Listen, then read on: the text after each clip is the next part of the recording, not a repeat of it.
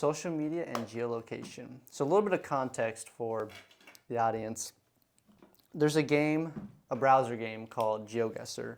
And the point of GeoGuessr is you're given a still frame, and depending on the mode, you're either allowed to rotate, move around, or you simply have a still frame of anywhere in the world where a Google car has driven with a legitimate camera. And the goal is try to get us close to the location. So you might be in Africa, you might be in China. Well, China doesn't have official coverage, but you might be in Japan. Why not? Great question. Why does China not? Political reasons, geopolitical reasons. They don't want In fact, they don't want us mapping out their homeland. Germany. I don't want nothing. Germany didn't get official coverage until 2023. Pretty recent. Yeah, compared to the rest of, like even Russia has loads of coverage. Interesting. So, and is this coverage taken by people who are like walking on a trail? Great question. So how does somebody get an image or part of a country, part of a city officially on Google Maps?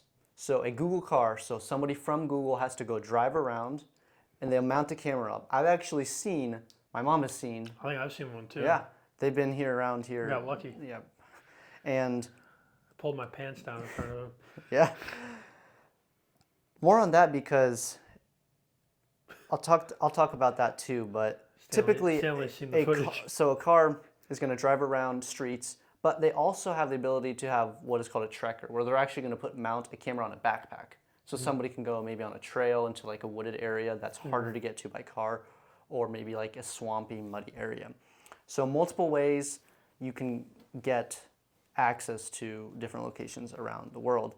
And you mentioned, well, what if I were to streak for the Google Street View car? Well, actually, they typically do multiple runs of the same place. So they'll get, say, 2 to 3 coverages or views of the same neighborhood, and then they'll kind of pick and choose what they want to actually put up online. So that's a brief overview of how Google Street Maps covers the entire world. And recently, countries that have been dropped, if you're interested, Vietnam, Namibia, Paraguay actually just got some recent coverage, and even Costa Rica. Costa Rica, it's interesting because there's nothing really political going on down there, and Panama had coverage for a couple of years now, so it was just recently that Costa Rica got added, which I think is really interesting because it's a beautiful location. I don't know if you've been, but Central America is just fabulous. Been to South America. South America, yeah.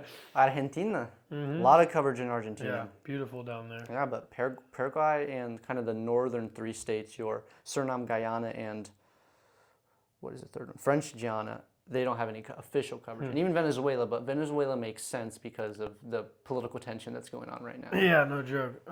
So, if I wanted to be a trekker, like, do I have to, if I wanted to do that, do I go to GeoGuessr and apply? Is that possible? So do you know through GeoGuessr, no. I believe you would have to do it officially through Google. I'm not fully certain about how that process works, but say you wanted to put a picture of this room on Google Maps. You actually could. You could right now get like they call it a photosphere, like a panorama. A panorama, but in the sense that it covers a sphere. So instead of 2-dimensional, we have a 3-dimensional coverage. And yeah, you can just do it right now. Like we could right now. But why would I add? I'm just saying, like, what would be the relevance of adding this room to Google? None. But you could just do it for fun and say, hey, I'm on Google Maps. The thing is, it wouldn't be official. Gotcha. So, which would mean like lead into someone being able to find my room. So in official games, if you play GeoGuessr or tournaments, your location would not be from the eligible list of possible locations because they only use official coverage for that. So to answer your question there. Is it dangerous to do something like that? Depends on the area because, yeah, I mean, like, for example, Pakistan and I believe even Afghanistan has some unofficial coverage. Like I imagine if you're going to go into maybe a politically unstable or unsafe location, like imagine Iran. Iran has minimal coverage. I believe only like one place in Tehran. actually has coverage. That's actually if that. Same with like Iraq. They're minimal coverage in that Middle East, West Asia area. So sad that that's such a restricted And place. it's very beautiful. Like those it's so funny how the most beautiful geographically speaking countries on the planet are the ones with the least coverage. Why do you think that is? I think historically it'd be a resource driven problem. Think about like Venezuela, oil rich. Mm-hmm. There's a lot of jungle. There's a lot of natural and viable land and resources in Venezuela, and because of that, it's kind of everybody wants it. So it's kind of like deforestation problem. Yeah, I mean we can see it with the Amazon. Interesting take. I've never thought about that before. So same with like a country I'd really like to see would be Iran, because you have the northern kind of I believe it's the Alborz Mountains right around I believe it's the Black Sea. Yep. So it's mountainous and a little green, and then you quickly transition to kind of a dry, almost deserty. And then you have the Persian Gulf right there. I mean, Iran's sandwiched between two bodies of water, so. It's interesting. I don't know if I'd want to go right now. I don't think. But I would. I'd love to go there sometime. I mean, my favorite country that I'd like to go to is probably Qatar. Doha. I mean, they've got really cool coverage. It feels like Qatar is pretty cool. Feels like a Dubai, kind of like a UAE. Yeah. But on a small peninsula. And then you have like Bahrain, which is effectively just an island. So those Middle Eastern countries off the Arabian Peninsula are so cool. And I think underrepresented in media and culture. Sure beats cornfields. Absolutely. I mean, like, it's just so boring and plain. That's why a majority of people, I think, move out of the Midwest. You know what I mean? For me, I love it. I really see a lot of value in resources. I guess that we have fantastic soil. But yeah, it's interesting. Your eyes visually want some stimulus. I actually just bought a painting of some mountains. Really? Yeah. It was the first time I bought art. It's a really good deal, and couldn't pass it up. I'll show you sometime. Maybe we'll hang it in here. Yeah, absolutely. So that's kind of like a general high-level overview of geography from kind of more of a GIS and information science standpoint of how is it actually being tracked and captured online. And that's forming the basis for this conversation today, because I really wanted to talk about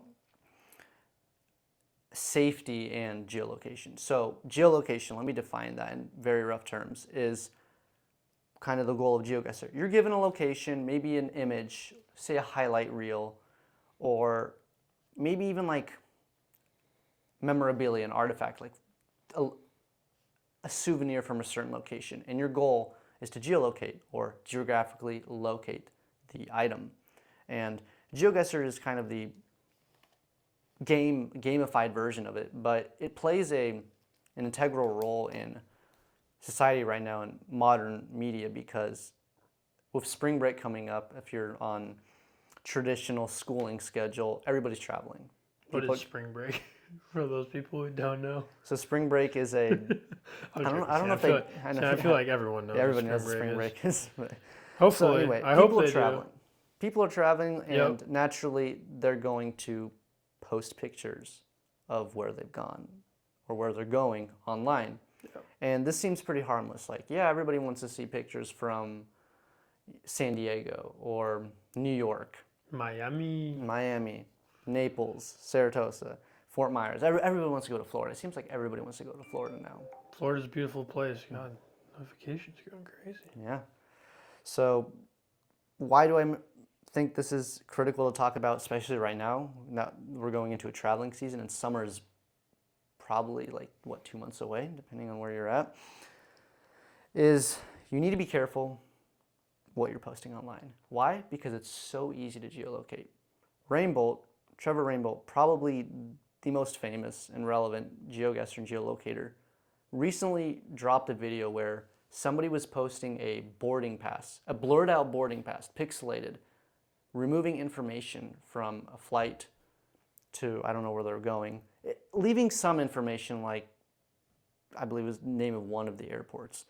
And within a couple minutes, he was able to find the exact time the person left, to the exact time the person landed, to the exact seat they were in on the plane.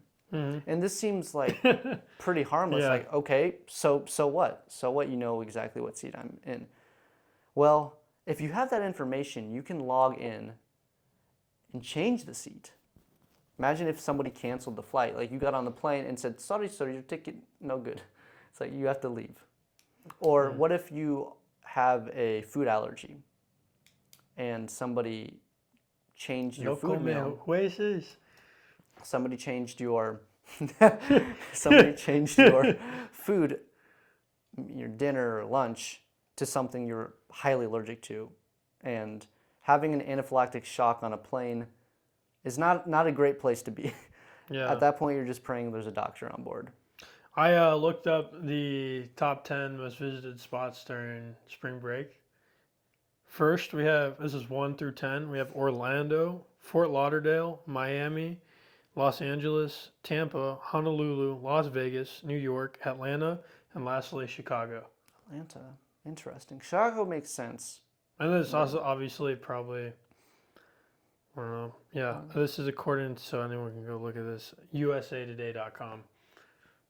According to them, that's the top 10 most traveled places. So, interesting.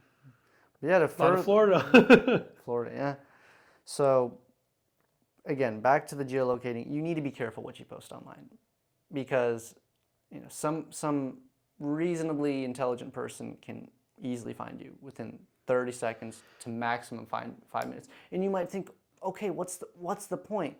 Yeah, I mean, like, what if I'm just a little blob? Like, you know what I mean? Mm-hmm. But what if you're not? I'm not pissing off the mafia or anything like that. I hope not. Jeez, let me know in a polite way. Imagine you're an influencer, or you're somebody of higher status, or maybe you're just a really good looking individual. And naturally, if you're a really good looking individual, there are going to be some, let's say, creepy personalities out there who might fetishize, fantasize about you. Which, if like you're a celebrity, for example, you would not want to post where you're going, because naturally people will show up there, right? In fact, I'll give you an example. One of the YouTubers I used to watch was really bad about this.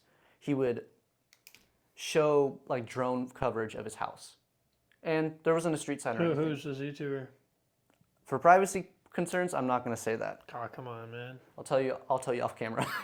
So anyway, Sounds like it's already been exposed. He was doing drone photography of his estate, and it was a sizable estate in what are we talking? Texas. 2,000 square feet, 3,000, 6,000? I don't know. It was a big house. It had a pool, so reasonably, and in ground, not like one of those fake ones that you can just inflate. But a legitimate pool. Make some plexiglass pre-made ones. They're giant. They're cool. True. Off topic, but still. So anyway, no information. I just had the house. Well, it turns out there was a stream flowing by the house. I had the angle of the sun combined with the stream. In the picture of the house, I found his house in under 15 minutes in a very large city in Texas. Interesting. Not that hard. He even said in one of his videos that he had somebody come up to his house one time. But here's my thing. If we're worried about finding information, I use the GIS system all the time.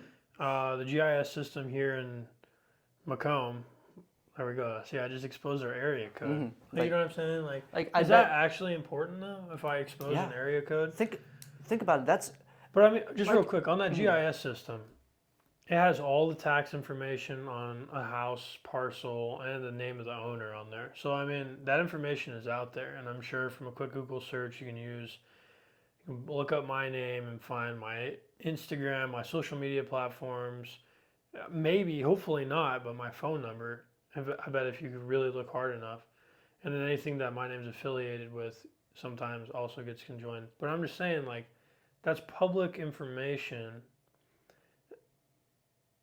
I get what you're saying about not wanting people to know exactly where you are, but I feel like people can find out where you live pretty easily already. So, like, what things should I also be... To add on, further, absolutely. You could probably find out where anyone's at least legal permanent residence or semi-permanent residence is. But I say this more for traveling in general. And like, if you're a normal person, you probably want some privacy. You don't want paparazzi showing up to your hotel room. It's like, guys, I'm just trying to go on the beach, get a little tan. Like, I don't need 500 of you here taking pictures of me in a two-piece swimsuit. You don't go to Miami. Go to Costa Rica. Yeah, go international is what you're saying. So anyway, it's like, it's so easy. Like, one, you can already find somebody's house in probably under 5 minutes.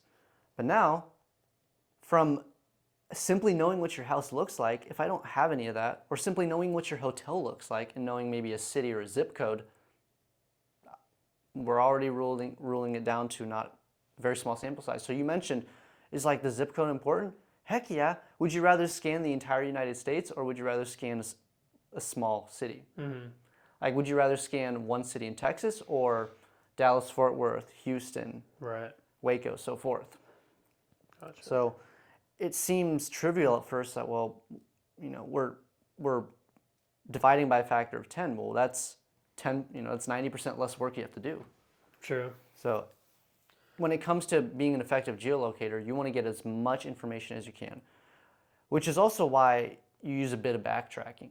So you might be thinking, well, say I'm traveling to, use Florida, Orlando for 2 weeks. You might be thinking, well, I can post a picture of where I was. Say I'm staying in multiple hotels. One hotel for the first week, one hotel for the second. Reason doesn't matter. Or different places. That first hotel, maybe you leave, you're like, I'm going to be smart. I'm going to actually post a picture of the hotel I was in after I leave the hotel.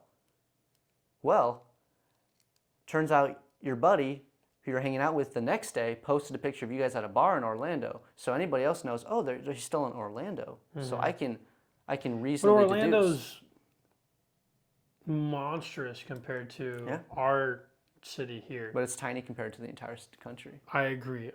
But, yeah. So the point I'm trying to drive here is like, please don't do this one thing. Don't post your vacation photos until you get back. So like, say you live in California and you want to go to Florida, which would be kind of pointless because California is like, feels like a better version of Florida to me. Never been to Cali. So it's like, great, you want to go to Florida? Absolutely. Have you been to Florida? Actually, no, I've not. I need to go with you sometime. You've never been to Florida, never been to Cali? I've been to Cali.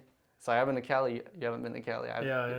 So it's like, I don't know, man. Absolutely. Now I'm going Team Florida out here. It's like, absolutely, go for it. Like, go post your pictures of where you're traveling, but do it when you get back. Like, do that one thing right. Yeah, I guess it's not gonna worry about it. It's not gonna be a big deal just waiting on that, but yeah, that's a valid point. But the thing is, sometimes people have a hard time just posting in general. There's like an anxiety behind that. I just recently learned about, not me personally, but I have a friend who, he says he gets very anxious from posting anything on social media, but yet still has it. To me, I would just be like, just delete it if it's causing you that much stress. You know what I mean? It's not worth living. I sleep still from episode 1, and I said I keep my phone outside of the bedroom, and I wake up to a legit alarm clock, which I have to set outside my door so I can get up physically to turn it off. But yeah, I mean, TMI right there. But I'm just saying, like, not having the phone in the bedroom, not having that be the first thing I see when I wake up, and not having that be like my beacon to get my day started, I think is really important. You know what I mean? It's just not, I don't need to be updated. I don't need all the information. I don't need to know right in the morning that we just bombed the country, and like, you know what I mean? It just kind of sets a negative tonation to the whole day. So yeah, I don't know. I'm with you on that. Just being more thoughtful and wise around the phone in general is a great thing. I'm really curious how, in every single action movie, the first thing they do is break the phone. They always like, get rid of the phone first. It's just an automatic, like you said, GPS and updating system on that person. And I'm sure the cell towers know exactly where you are. There's no way it doesn't. And I wonder how much of that is being studied by agencies, military personnel, and just trying to like figure out what's going on. I don't know. It's really interesting to me.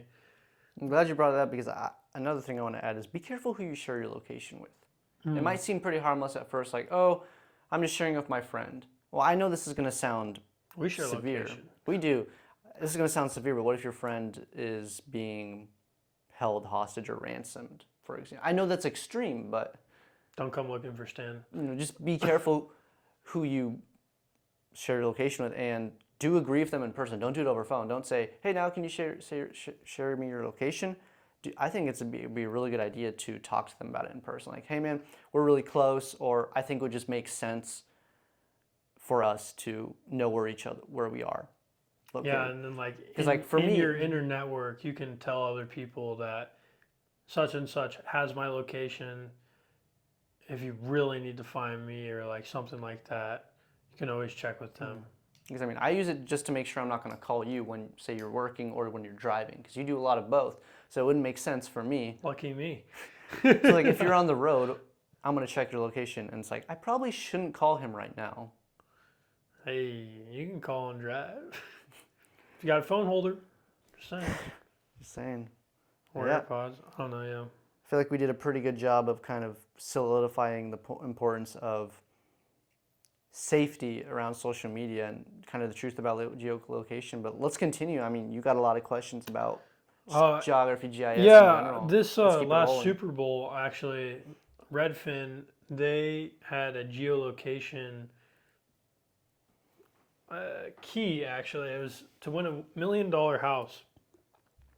And there were, I think, a total of 6 steps to the key, to complete the key, to get a chance at guessing on a narrowed down search of houses in the area. So there were clues inside the ad for the commercial they played during the Super Bowl, such as the 4 corners and a picture. And that narrowed down the 4 corners, Utah, Colorado, New Mexico, and... You know the last one? There you go. Very good. Oh, yeah, I know. But that being said, like, it narrowed it down to that. And then from there were other clues such as Colorado's state bird, which I'm drawing a blank on right now. Do you know the state bird, Stan? This is one of those things where if you told me, I'd be like, yeah, I knew this when I was like 20. I know. It's like, I knew this 2 years ago. If you asked me 2 years ago, I could tell you. Anyway, I had the state bird of Colorado, which I'll get that information in a second. But do you know what the state bird of Hawaii is? It's completely random, but it's kind of funny. It's a funny name too. No, I do not. Nene. A nene? Is this a ground-dwelling bird, or does it fly? I can't answer that with utmost confidence, but it's spelled N-E-N-E and it's pronounced Nene. So I just think it's funny. Just Nene. Anyway, no, you're good. This stupid iPad is not connected to my shitty Wi-Fi. But from there, I was able to narrow it down to Colorado, and then Colorado down to the Denver area, where there was a final guess. I think the whole thing was 72 hours after the Super Bowl. You should have recruited me. We would have won a house. Actually, one of the clues was rainbow for the Denver incident, is what it was called. I remember that was the example that they gave. So I just circled Denver, and I got a chance at guessing.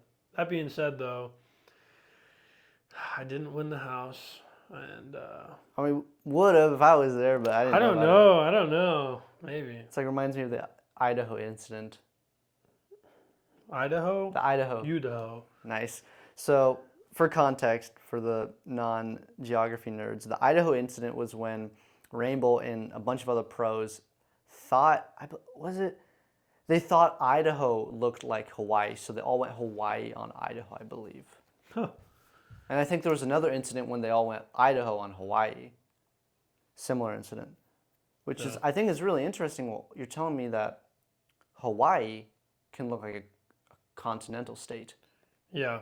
I'd love to go to Hawaii, actually. Go to the little islands. Do a little island hopping. It's funny you say that. It's funny you say that, but the islands are actually really far apart. They don't look like that on the map, but they... I'll take my motorcycle. Fun fact, there are no ferries between the islands. You have to fly. Why are there no ferries? Do you think this is like a...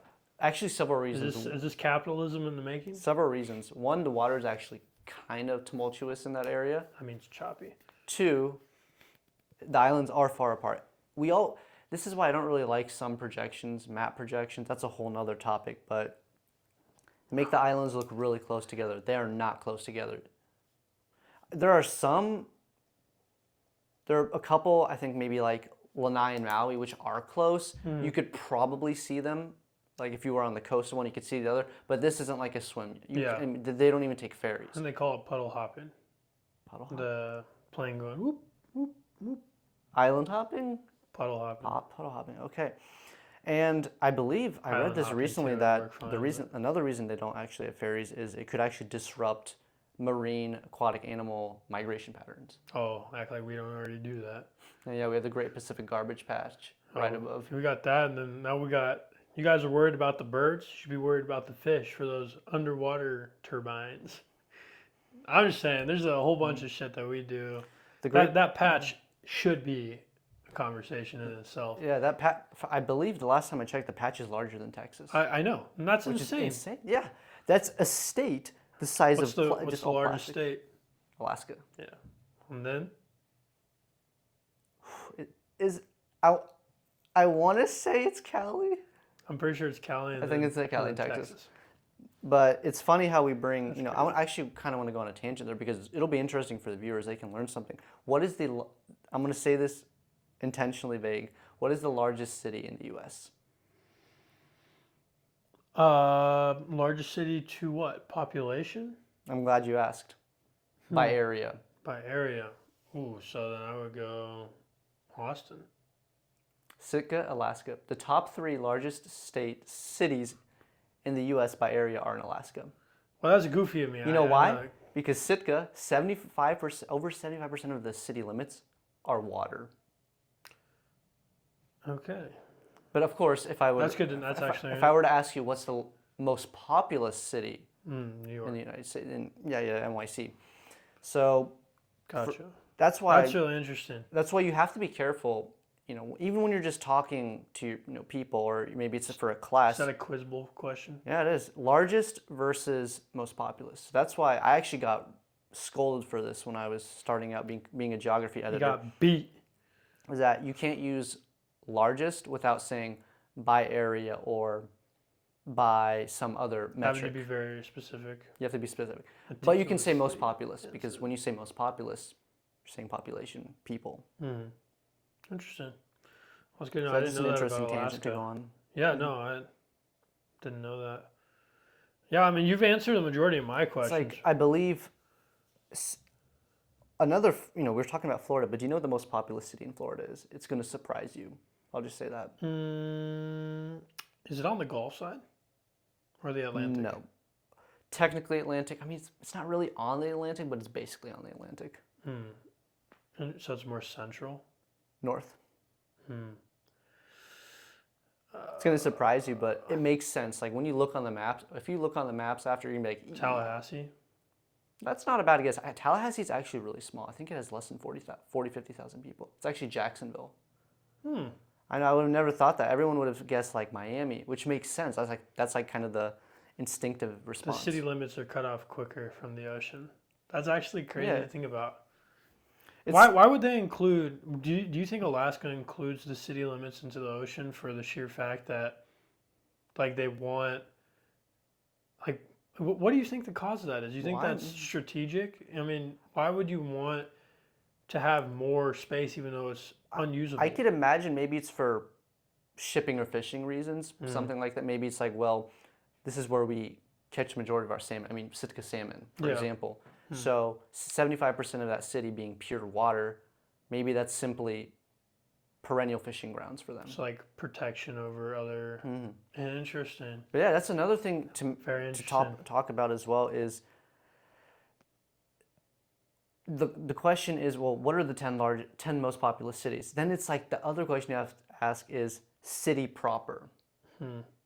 What is city proper? I'm not fully certain, but I Does think that mean those are the so. Like New York, F words who won't allow me to have chickens in my backyard? so it'd be like New York City includes just the 5 boroughs. We're not including all of Long Island. We're not including half of New Jersey, which most people, when you think of New York City, you'd think of all that. So I it's just think of a giant rat eating a slice of pizza in Spider-Man. this guy. I'm just saying. So again, city proper, a lot of different. You could spend hours just going through pages upon pages of just articles on different definitions and nominations for geographical terms in the United States, and it's really interesting, but it's just kind of mind-boggling. I need to go play GeoGuessr. Now, I mean, we can talk about. I think everybody should. Can you win money from that? Obviously, you can win $1 million house, but can you win money? Yeah, Are there competitions? In competitions, yeah, it's okay. The pay, I mean, quite frankly, for what it is, the pay is decent from what I've seen. Again, and what are we looking at with that? Is that like a lump sum reward? How many contestants are going to be I participating think in that? Is it online?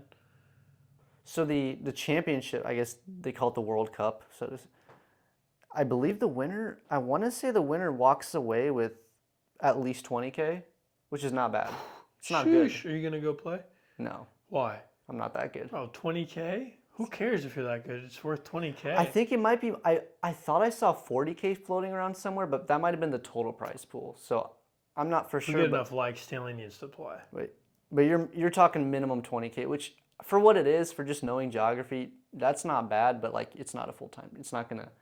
Shoot, and again, dude, most 40K players, could do a lot for me, man. I don't know about you, but I'd take it in a heartbeat. I would say thank you. No, that's crazy. I think this is one of those wow things with esports where you probably make more money off like endorsements and partnerships and so sponsorships than actual. start streaming. Yeah, it's like if you're a Twitch Wanna streamer. follow us on Twitch. We could do that. It's like if you have a Twitch, if you're a popular Twitch streamer, you can just monetize that. Yeah. It's like you don't really need that many. Monetize anything, dude. You don't need that many subscribers to. One day I'm gonna monetize my big toe. Yeah, right now we have to blur his feet on camera. Yeah, that's right in the sock. So I know you guys want to see him. you can monetize with not much money, with not many people. Like if you have 1,000 subscribers on YouTube, but all of them buy whatever you advertise, you can make decent money. As opposed to if you have 1 million followers, but say 100 of them buy. It's like, which would you rather be? You might look cooler having 1 million subs, but the people are bringing in the money. Mm-hmm. There you go. So another thing I really want to tap on while we're at is everybody needs to understand some basic U.S. kind of real knowledge geography stuff. I'm not talking about, do you know what is the tallest mountain in the United States? What's the longest river? I'm talking about, do you know what road signs are in different states? So my probably favorite example is Stop sign. well, you bring that up, but like for example in Quebec, which is a French-speaking, I believe it's a province of Canada. I want to go to Quebec. Stop signs, instead of having stop, they're arrêt.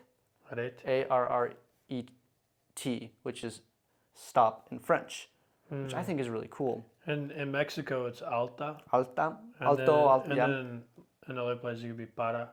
Pare, yeah. In Brazil especially, it's pare. You'll see a lot of pares. Yeah. So, I mean, now that's something that you got or like in Turkey. Turkey's my favorite. Dur. Dur? D-U-R. Dur. Dur.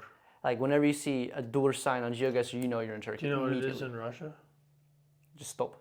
Stop. Yeah, just stop. Stop it! Stop it! Stop. Really, there's some Southeast Asian countries, I think Malaysia is one of them, uses kind of a different. It's like, Are they still all red? I believe so, yeah. I bet that's a universal thing. It is a universal thing. That's kind of how, I know where we're going to go here, but it's like how traditionally red is always on top, correct? Yeah. Stoplights. Do you know there's one city in the U.S. where it's actually reversed? Green is on top, red is on bottom. I am going... You're not going to get it, but it's going to be really cool. It's a big city? It's a big city. Not like I'll tell you, it's not a New York City. It's not in LA. Is it over there? Yeah, it's in New York actually. Oh, well, yeah, then I'm not going to get it. Syracuse. Jesus. I think it's really cool. I believe it's called Tipperary Hill. That's kind of like the sub. How many accidents do I have more than the average city. Well, you can go fact check me on that. I don't know for sure, No, but then we'll have to fact check. you see, that's an example where basic geographical awareness could save you. Especially if you're colorblind and you walk it and you go into Tipperary Hill. I wonder what being colorblind is actually like. You know what I mean? Like, I'm curious. Do they got glasses I can put on? That's a topic for not this video. I would totally be like, what is this?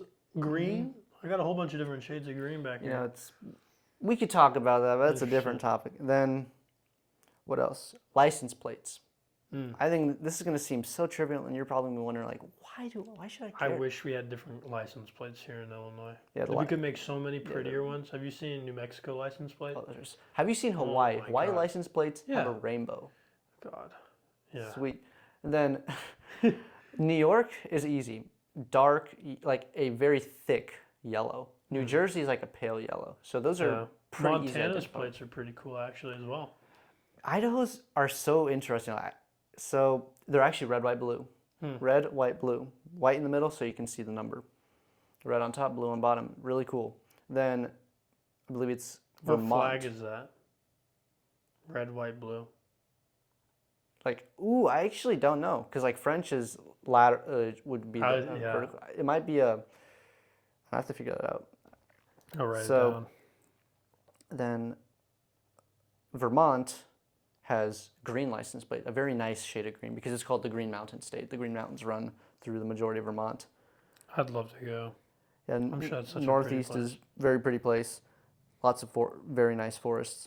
Then I believe, if I'm not mistaken, Pennsylvania and Iowa are actually pretty similar. So Iowa is, I believe, a lightish blue on top and then a lightish yellow on the bottom with a bit of white in the middle. And Pennsylvania, I believe, is almost like a Ukrainian flag, but because Ukraine is, I believe, blue, yellow, and the Pennsylvania license plates aren't far off from that, which I think is interesting. So it's easy.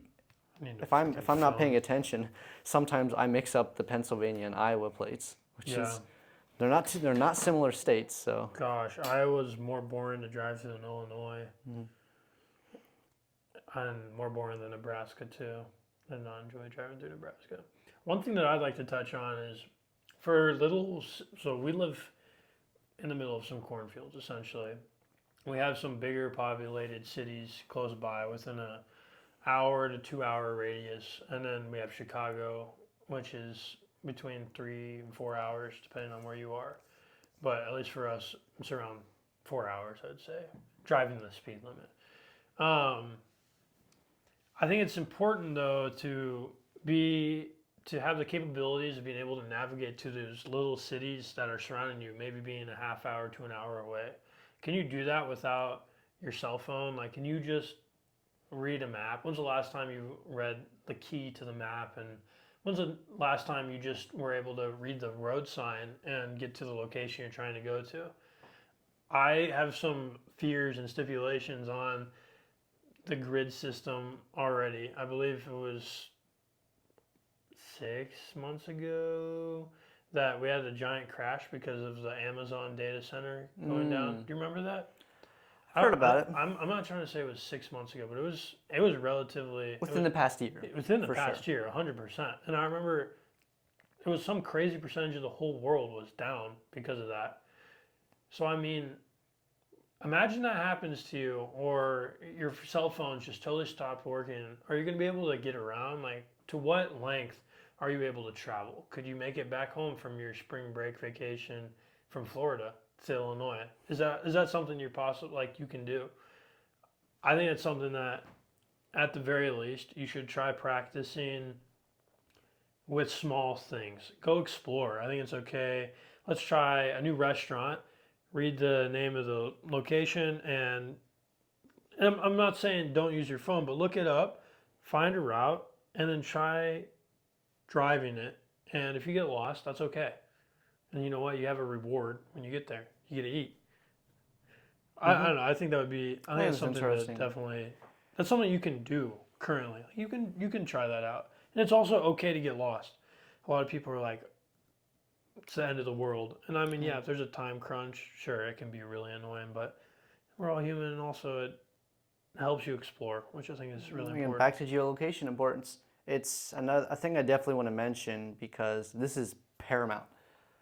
Location of the sun.